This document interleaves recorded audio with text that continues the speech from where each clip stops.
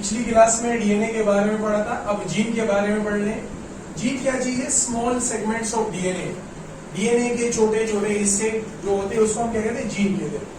ये जीन लगे कहां पर है? सबसे पहले इसकी लोकेशन देखते हैं। Each gene located on specific position on chromosome.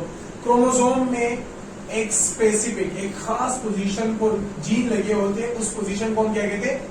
Locus. अब जीन क्या चीज है?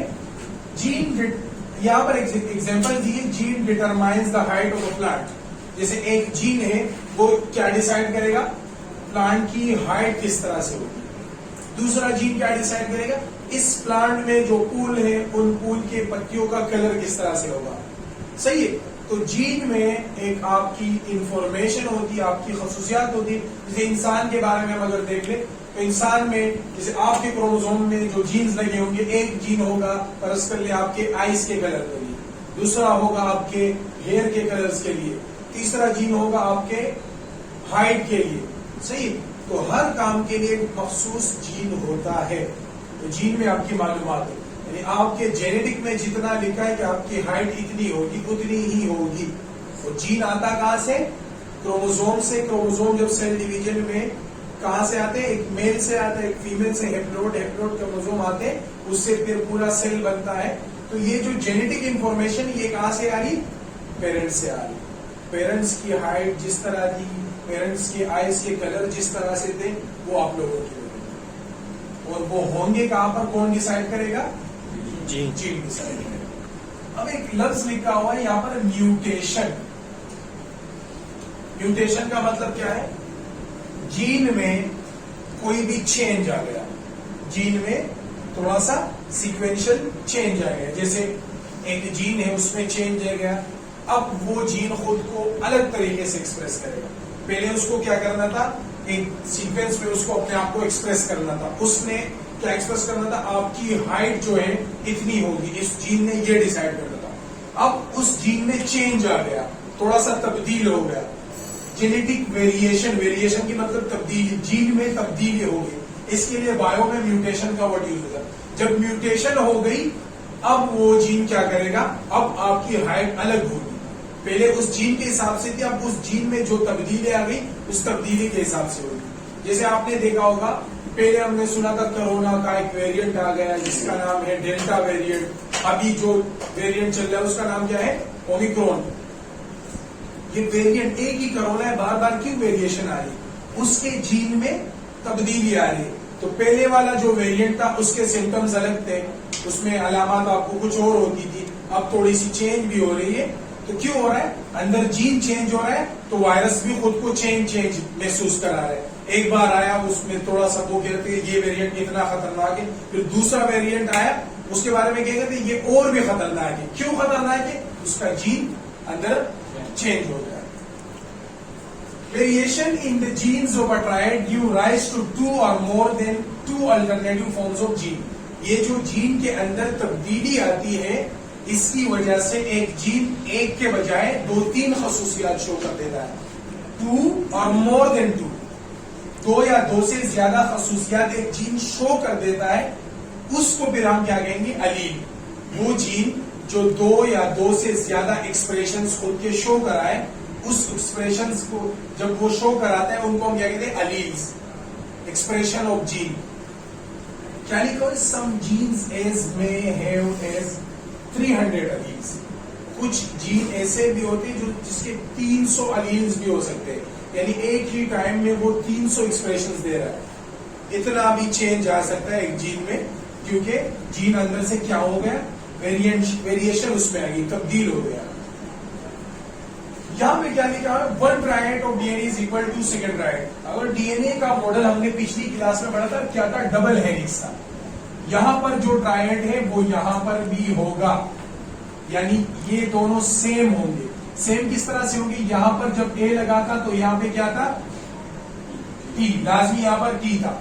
यहां पर सी था, यहां पर लाजमी क्या था? जी। Adenine, thymine, cytosine, guanine. अब अगर यहां पर टी है तो यहां पर क्या होना चाहिए? ए। यहां पर जी है तो यहां पे क्या होना चाहिए? C. One triad of DNA is equal to single triad. एक ट्रायड डीएनए का दूसरे ट्रायड के बराबर होता है। The sequence basis in the other strand will be automatically known due to specific pairing. आपको पता होगा कि इसमें और इसमें कौन सी सीक्वेंस लगेगी। यानी परस कर लो, मैंने आपको एक सीक्वेंस दे दी, क्या ए सी टी जी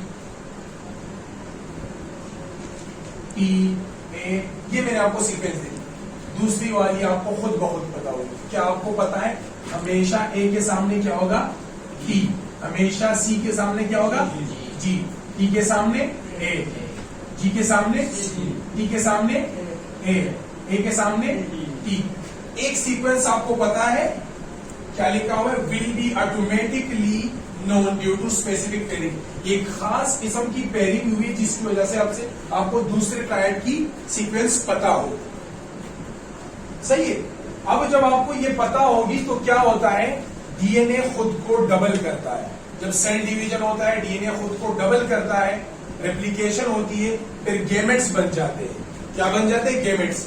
वो ही गेमेट एक मेल से आता है एक फीमेल से आता है और दोनों कंबाइन होते हैं, वहां पे डबल डीएनए स्ट्रक्चर दोबारा बन जाता है। तो वो जो नया ऑफस्प्रिंग बनता है उसमें सारी वही खसूसियात होती है जो किसमें होती है, पेरेंट्स में होता है। समझ में आ रहा है? अच्छा, आखिरी बात, एक साइंटिस्ट थे Watson and Crick. Watson and Crick, इन्होंने डीएनए का मॉडल पेश किया था। इन्होंने ही बताया था कि डीएनए का जो मॉडल है वो डबल हेलिक्स है। इससे पिछली क्लास में यही पढ़ा था। तो उन्होंने ये बात बताई कि डीएनए जो है इसमें ये जो रेप्लिकेशन होती है ये सेल्फ रेप्लिकेशन है। क्या है, सेल्फ रेप्लिकेशन है, ये खुद ब खुद होती है। डीएनए को पता है कि मैंने आगे क्या बनाना है, क्या बनाना है, ए के साथ क्या लगना है, टी, सी के साथ क्या लगना है, जी। ये बात किसने बताई, वाटसन। जब डीएनए स्प्लिट होता है, जब डीएनए डिवाइड होता है, डीएनए क्या है, डबल हेलिकल है, डबल हेलिकल है।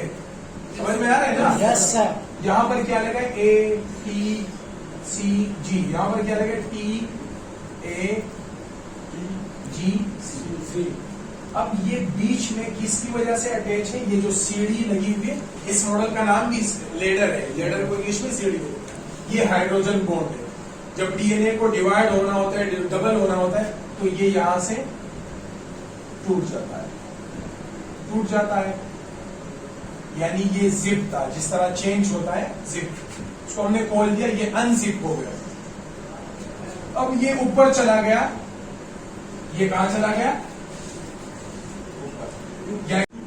ये क्या हो गया, अनजिप हो गया, डीएनए अलग हो गया, एक स्ट्रैंड अलग, दूसरा स्ट्रैंड अलग। अब ये वाला स्ट्रैंड ऊपर चला गया, तो इसके पास जो स्ट्रैंड आएगा वो क्या होगा, वो नोन होगा। उसको पता होगा कि मैंने किस तरह से लगना है। यहां पर क्या लगेगा, क्या लगेगा, ए के सामने टी, टी के सामने ए, सी के सामने जी के सामने सी। सही है।